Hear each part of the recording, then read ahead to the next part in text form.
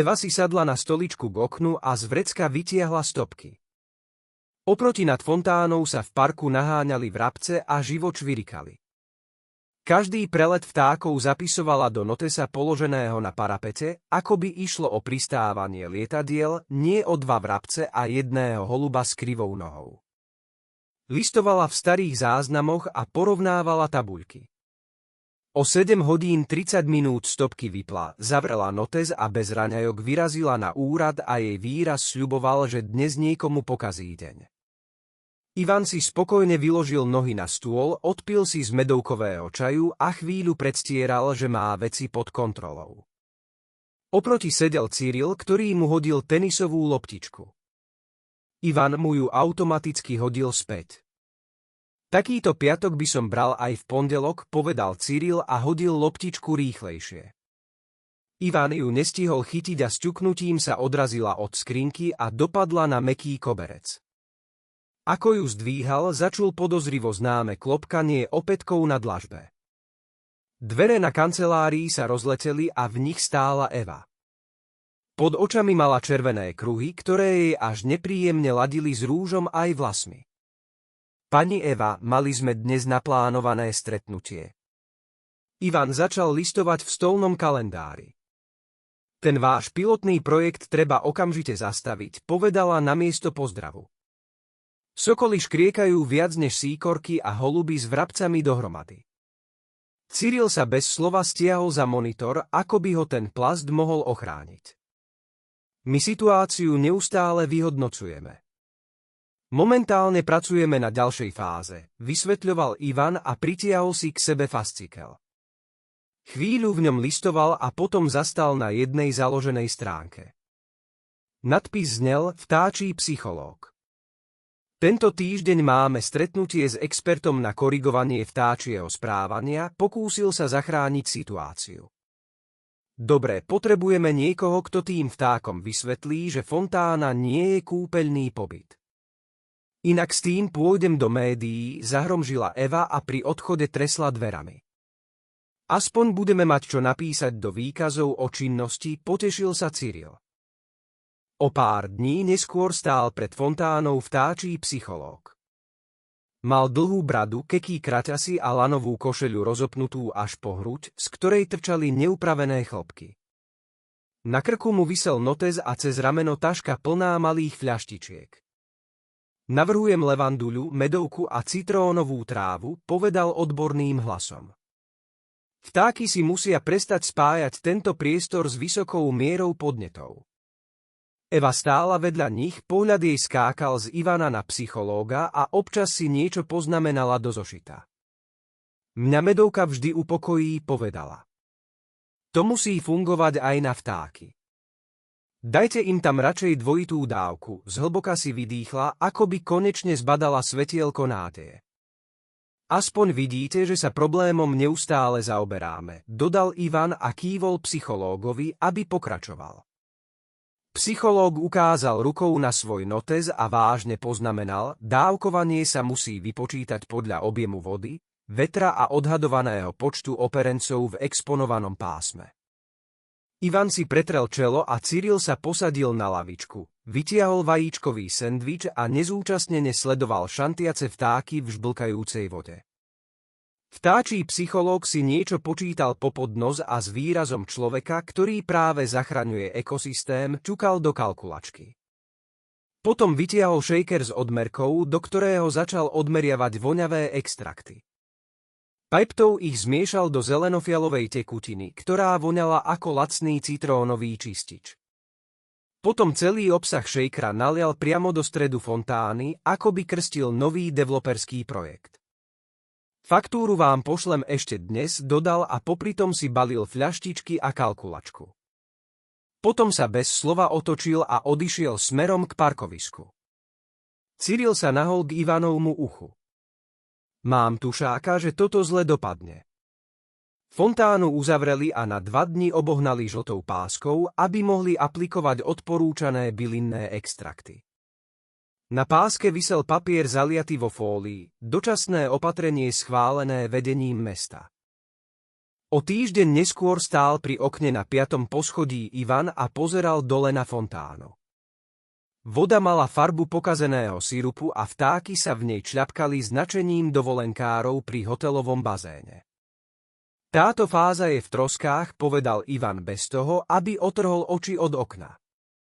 Sledoval, ako sa jeden okoloidúci muž v béžovom saku a lakovaných topánkach pošmykol na zelenej mláke a dopadol na jedno koleno.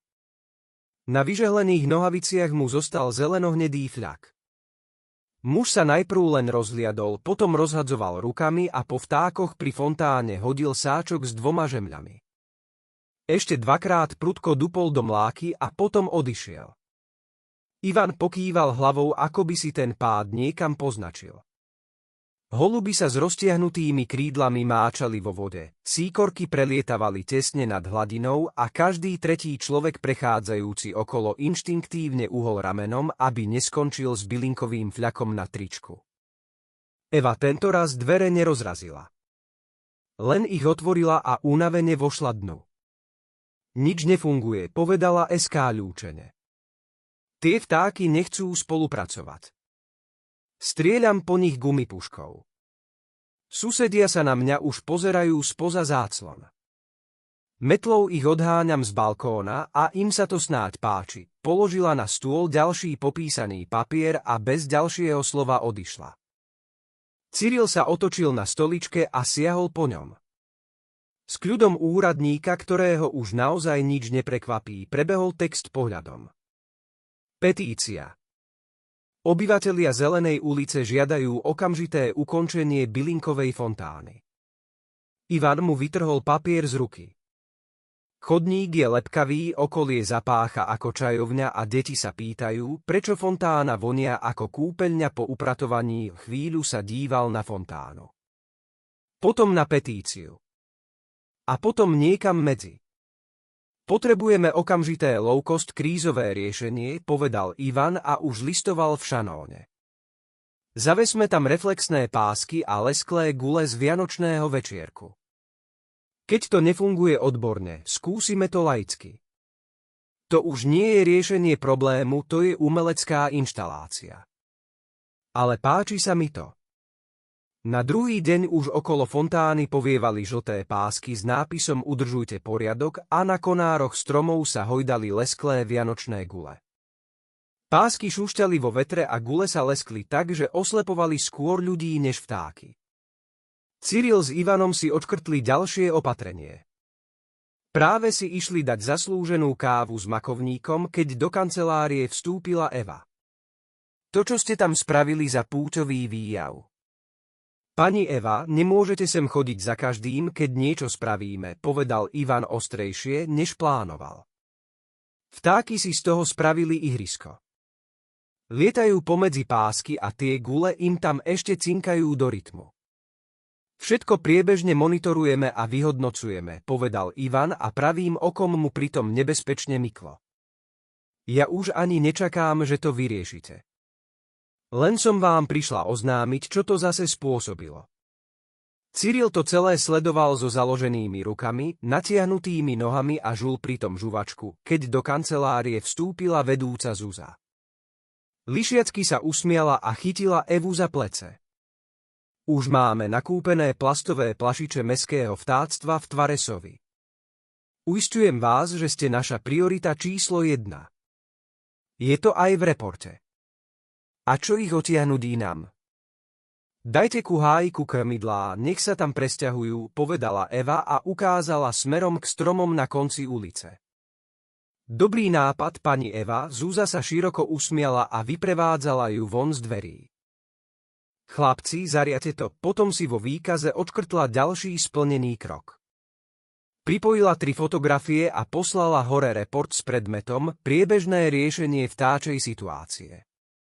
Do 3 dní sa z okolia fontány stalo miesto, kde plastové dravce slúžili skôr ako dekorácia než hrozba. Zdá sa mi, že jedna sova je nakrivo priskrutkovaná. Pozri, Ivan ukázal prstom vystretej ruky smerom k parku. A tá druhá asi vôbec, sleduj, ako sa hýbe vo vetre, uškrnul sa Cyril. Jeden holub si sadol priamo na hlavu plastového dravca a bez váhania sa naň vyprázdnil. Na druhom sedela síkorka a vykrikovala mu rovno do plastového ucha. Ďalší ho používal ako vyhliadku na omrvinky pri lavičke. Žiadny z nich nepôsobil vystrašene. Krmidlá nainštalovali k hájiku na konci ulice.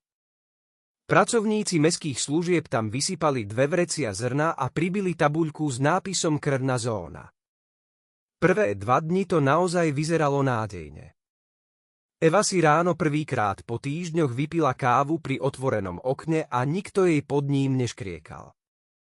Konečne ma úradníci počúvli. Zajtra im pôjdem oznámiť, ako môj nápad skvele funguje. Dívala sa na zurčiacu fontánku bez vtákov. V diaľke pri hájiku bolo rušno, oveľa rušnejšie, než bývalo pri fontáne. Potom jej na parapete pristál drozd. Chvíľu sa na seba len dívali. Drozd naklonil hlavu, 2-krát začvirikal a odletel. Eva chvíľu čakala, či sa niečo stane. Nič sa nestalo. Vtáky si nové miesto osvojili rýchlejšie, než ktokoľvek čakal. A nezostali len tam. Na druhý deň ju o 5:17 zobudil škrekot, ktorý už nešiel ignorovať ani cez vankúš. Pri smetnom koši sa holub bil s drozdom o kôrku chleba. Vrana trieskala orechom o obrubník. Nad tým všetkým krúžil kŕdeľ vrabcov ako lacná letecká podpora.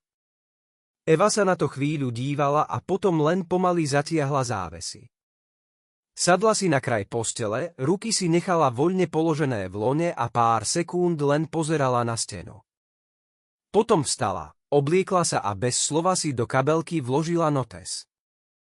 O hodinu neskôr vošla na úrad, no už pri vchode zastala. Na nástenke visel nový plagát. Šťastná rodinka na ňom pozorovala vtáky hrajúce sa vo fontáne. Nad nimi bol nápis Mestské vtáctvo a občianske spolunažívanie. A pod ním menším písmom pilotný komunitný program. Eva naň pár sekúnd len nemo pozerala. Pod názvom bol stručný program, dopoludňajšie pozorovanie vtáctva s odborným výkladom, tvorivá dielňa pre deti, komunitné kménie operencov a popoludňajšia diskusia s názvom Vták ako sused. Vo dverách stál Ivan s rukami vo vreckách a tváril sa, že plagát vidí prvýkrát. Vedľa neho si Cyril čítal leták a vyzeral, ako by práve objavil projekt schopný prežiť aj mestský rozpočet. Kultúra zoberie všetko, čo sa dá odprezentovať, zammlal Cyril bez toho, aby otrhol oči od letáku. Eva k ním pomaly pristúpila. Čo je toto? Spýtala sa ticho a ukázala prstom na nástenku. Ivan si odkašľal. Presunuli to pod kultúru. Pod kultúru? Oddelenie kultúry to prebralo ako komunitnú tému, povedal Ivan opatrne. Odteraz to spadá pod nich. Vraj to má potenciál. Eva sa znovu pozrela na plagát a trpko sa zasmiala. Vy ste sa už úplne zbláznili. Potom si pevnejšie chytila kabelku, otočila sa a bez ďalšieho slova odišla. Opätky jej klopkali po chodbe čoraz tichšie, až ich napokon prehlušilo len vrčanie automatu na kávu. Cyril vrátil leták do stojana. Myslíš, že príde na tú diskusiu? Ivan sa stále pozeral smerom ku dverám. Ak áno, sadnem si dozadu.